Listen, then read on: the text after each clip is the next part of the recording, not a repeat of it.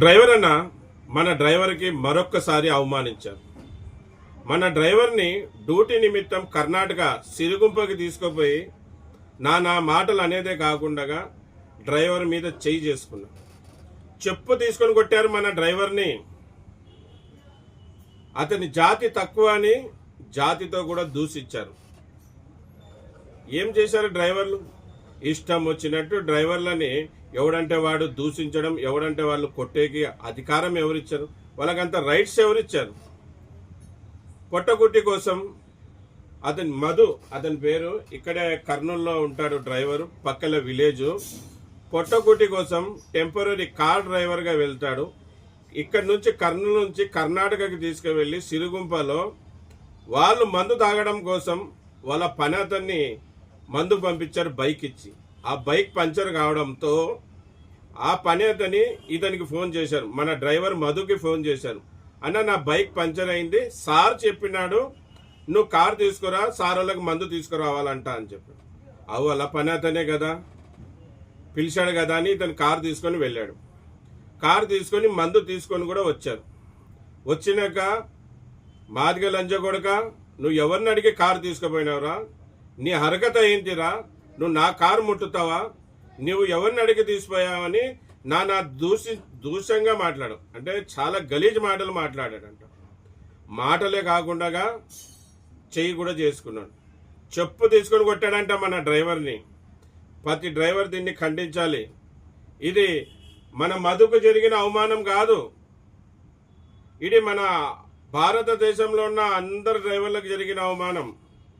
మళ్ళీ కర్నూలులో చాలా పెద్ద హోటల్ అంట అతనిది, చాలా పెద్ద కులస్తుడు అంట. మళ్ళీ పెద్ద కులస్తుడు అంటే చాలా పెద్ద గుణం ఉండాలి. పెద్ద గుణం వదిలేసి తాగి బతికికొచ్చిన డ్రైవర్ మీద చేయి చేసుకుంటాడా? మళ్ళీ ఈరోజు మధు అనే అతని మన ఆఫీస్ కాడికి, safety driver association head office కాడికి వచ్చి, అన్న నాకు ఈ విధంగా జరిగింది, నాకు న్యాయం చేయండి అన్న, నన్ను అనవసరంగా కొట్టారు, అనవసరంగా తిట్టారు అని చెప్పారు. మళ్ళీ మధును తీసుకొని తాలూకా పోలీస్ స్టేషన్లో వెళ్ళి కంప్లైంట్ రాపిచ్చి వచ్చాం. మళ్ళీ దేశ ప్రధాని రేపు కర్నూలుకు వస్తున్నారు కనుక పోలీసు వాళ్ళందరూ కూడా బిజీగా ఉన్నారు. మీరు 18వ తారీఖు రాండి, మీకు న్యాయం చేస్తామని చెప్పారు. మాకు పోలీసు వాళ్ళ మీద చాలా నమ్మకం ఉంది. లా ఆర్డర్ని వాళ్ళు కాపాడేవాళ్ళు. ఎందుకంటే దేశ ప్రధానమంత్రి వస్తున్నాడు కనుక వాళ్ళు కూడా బిజీగా ఉంటారు. మేము కూడా అర్థం చేసుకొని తిరిగి వచ్చాం. మళ్ళీ మన హెడ్ ఆఫీస్లో దానికి సంబంధించిన అతనికి అవమానించిన వీడియో చేస్తున్నాం. డ్రైవర్ అన్నలారా, ఇప్పుడన్నా మీరు నిద్ర లేయండి. ఈరోజు మనం మధు అన్నకి జరిగింది, రేపు చందుకు జరగవచ్చు, ఎల్లుండి నాకు జరగవచ్చు, ఇంకా మీకు కూడా జరగవచ్చు. మనం యూనిటీ లేకపోతే, యూనియన్గా ఏర్పడకపోతే ఇలాగే డ్రైవర్లని కొడతా ఉంటారు, తిడుతూ ఉంటారు. కనుక ప్రతి ఒక్కరు యూనిటీ కాండి. మళ్ళీ 2 విషయాలు మదన్న గారితో కూడా మాట్లాడిస్తాను. అతనికి జరిగిన అవమానం, అతనికి మనసుకు కడిగిన గాయం అతను కూడా చెప్తాడు.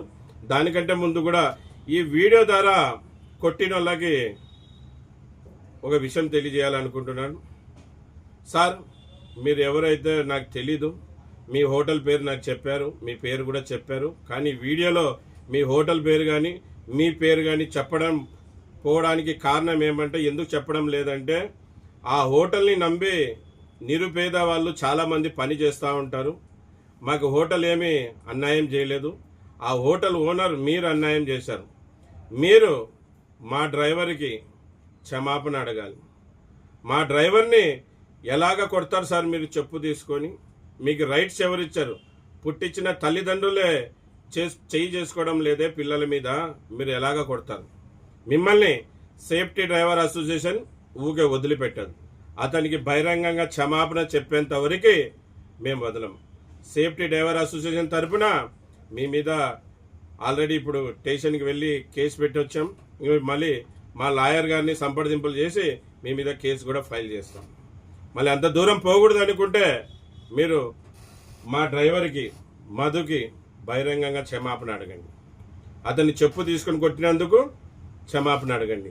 ఇంకొకసారి ఏ డ్రైవర్ మీద కూడా అలాగా ప్రయత్నించకుండా మీరు వీడియో చేసి అతనికి క్షమాపణ అడగండి. మళ్ళీ మదన్న గారు, మేము మాట ఇస్తున్నాం సేఫ్టీ డ్రైవర్ అసోసియేషన్ తరఫున మీకు జరిగిన అన్యాయంకి న్యాయం ఇప్పించేంత వరకు మేము మీతో పాటే ఉంటాం, మీకు న్యాయం ఇప్పిస్తాం, ఎంత దూరమైనా పోతాం. అతడు ఎంత పెద్ద అతనైనా కానీ ఎవరైనా కానీ మేమైతే అతన్ని వదిలే పరిస్థితే కాదు. మాకు న్యాయస్థానం అంటే గౌరవం ఉంది, అలాగే పోలీసు వాళ్ళంటే చాలా నమ్మకం ఉంది. వాళ్ళు కూడా న్యాయం చేయలేకపోతే గినా మేము నిరాహార దీక్షకైనా వాళ్ళ హోటల్ ముందే పోయి ధర్నా చేసేకైనా సిద్ధంగా ఉంటాం. మళ్ళీ వీడియో పెద్దగా అవుతుంది కనుక మదన్న గారితోనే సింగల్గా అతనితోనే ఒక వీడియో చేపిస్తాను, వినండి. మరీ చెప్పేది ఒకటే, డ్రైవర్లందరూ కూడా యూనిట్గా ఉండండి. ఈరోజు అతనికి జరిగింది అవమానం, రేపు మీకు కూడా జరగవచ్చు. మళ్ళీ ఇది విషయం. అందరికీ నమస్తే.